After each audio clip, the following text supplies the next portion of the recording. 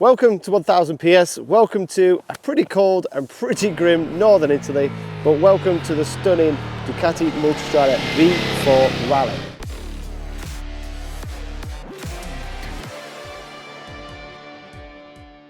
Now the conditions haven't been perfect, they've been a bit grim, a bit wet and a bit cold, but ideally that has been the perfect conditions to test the new Rally, because this is Ducati's V4 Multistrada, designed to take on the world.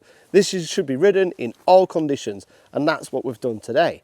So let me run through some of the changes that they've made to the Rally for 2026. In 2025, Ducati significantly updated the V4S Multistrada, and basically what they've done is taken all that technology and put it on the Rally. But it's not that easy as just swapping one for the other, because the Rally is a very different bike to the V4S because it's got longer travel suspension, 200 mil, so we've got 20 mil more travel suspension. The way the bike works, the way the bike handles, the larger fuel tank, that's 30 litres of fuel. It's a different weight, it's a different ergonomics, it's a different bike to the Multistrada. So it's not a one-for-one swap, but essentially it's using a lot of that technology. A lot of that is the DVO, which is the Ducati Vehicle Observation thingy thing. I think that's the best way to describe it.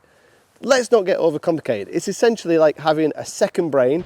We've used this on the Ducati Panigale, we've used it on the Multistrada, and now it appears on the V4 Rally. It's using algorithms and equations to predict what is about to happen.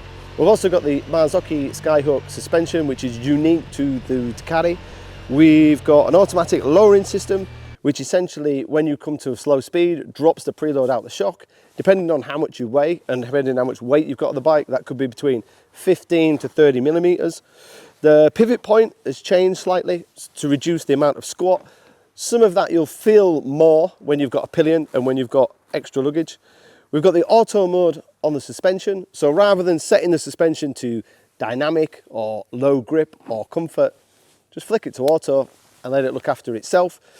As you'd expect from Ducati, there's a whole host of rider aids, from cornering ABS, cornering traction control, wheelie control. There's a new quick shifter, that was the debuted on the Panigale, if I remember rightly. We've got a larger rear disc, and that is mainly due to the fact that now the brakes can be linked. So in ABS 3, the front does the back and the back does the front. In ABS 2, the front does the back, but the back does not do the front. And in ABS 1, it's just the front only.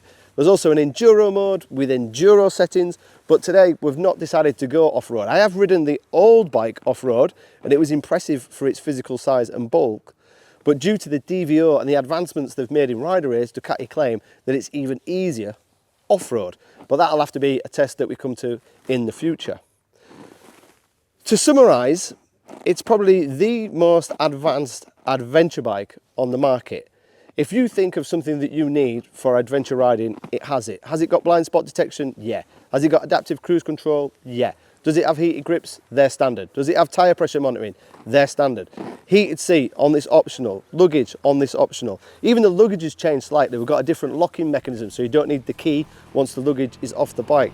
The bash plate's gone up a couple of mil. So all these little changes that have moved the Rally up a notch and made it now technically on par with the Multistrada V4S. So as mentioned previously, the conditions have been really grim and not perfect, but arguably they've been really good for testing the vehicle.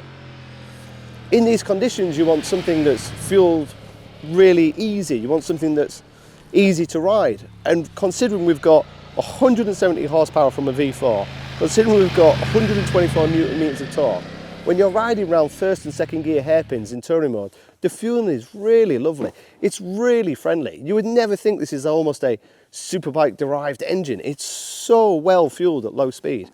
When it comes to the suspension, I've mainly had it in auto mode. I think in the dry, imperfect conditions, I might try the dynamic and one of the sportier suspension settings, but in auto, it's lovely. It does everything you would expect this bike to do, and it finds grip, it gives you confidence. You've got cornering ABS, you've got the link braking, you've got cornering traction control, and it all there in the working in the background to help you. And the more that helps you, the more confidence that gives you, the kind of quicker you ride, the more safe you ride, the more you take your eye off what's happening with the bike and you look around you and you can assess what's happening. It's a really safe bike to ride in really tricky conditions, especially considering how much power it's got and how much it weighs in its physical dimensions.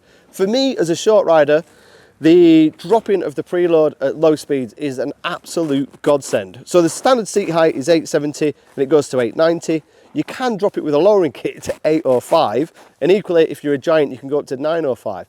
But that lowering of the rear shock just means I can get 2 feet securely on the ground at a standstill. We've also got the re-cylinder deactivation that knocks the back 2 cylinders off. That gives you better fuel economy and reduces the heat. Although today I could have done with a little bit more heat. In terms of heat, we've got these new heated grips, we've got the new heated seat, there's more range in those modes. We've got the manually adjustable screen, and today it's been 0 or 1 degrees and I've not felt cold all day. I've not even had the grips on maximum and the seat on maximum. The wind protection is excellent. The tank is nice and wide, giving you plenty of wind protection. I've not felt like it's been sub-zero conditions today. I feel like I could ride this bike for another 2-3 hours, even though the conditions are really bad, without any problems regarding the heat and the comfort, and the wind protection really is excellent. Normally we ride these bikes in beautiful conditions in Spain and we don't get the opportunity to test all the heat. We don't get really the opportunity to test the wind protection, but this has been a really good test. But I think the standout factor for me is the auto suspension, the way it works out what you're doing, the way it knows how you're riding. It really is an impressive suspension system. The linked braking is also impressive. Personally for me, the back does the front a little bit too much in touring mode, but I can easily flick that to ABS2 should I wish to. But I think when you're riding 2 up and fully luggaged, then just using the back brake and not using the front is going to be really useful, that a lot of riders are going to enjoy. In the UK, the standard price comes in at just over £25,000, which is expensive, but that's what you'd expect from a premium model like Ducati. Then adding to that, you can add the different packages like the travel pack. For me, I was expecting the Ducati Rally to be good because I've already ridden the Multistrada V4S. I knew all the rider aids and advanced technology with that bike. I'd already ridden the Rally previously, both on and off-road, so therefore it was kind of always going to work. But what I didn't realise was how good it would be in these tricky conditions, how easy it would be to ride, how much confidence those rider aids give you, how great the suspension is of working what is happening beneath you and changing and adapting and changing to the way you ride and changing to the road surfaces. The big question is obviously when it goes against the competition. The big elephant in the room is that big BMW adventure bike. How's it going to go against that? KTM have got a new bike around the corner, and at 1000 PS we'll be riding that very shortly. And I guess the big one will be the competition, and some people are just going to want shaft drive and some people are just going to want an orange KTM. But for me, this is a phenomenal motorcycle. It's definitely worth a test ride. You'll be surprised by the rider aids, you'll be surprised by the technology, but also when you go into the auto settings, it just makes it easy. You don't have to go and be a suspension specialist. Just press auto and enjoy. If you want to know any technical questions about the bike, like how much the pivot point's gone up, or how many mil the bash plate has gone up in, or how big the 30 litre fuel tank is, and other facts like that, then please fire some questions below. But in terms of a first ride here in northern Italy, in grim conditions, it's so good, I want to fire it up and ride it all the way back to England.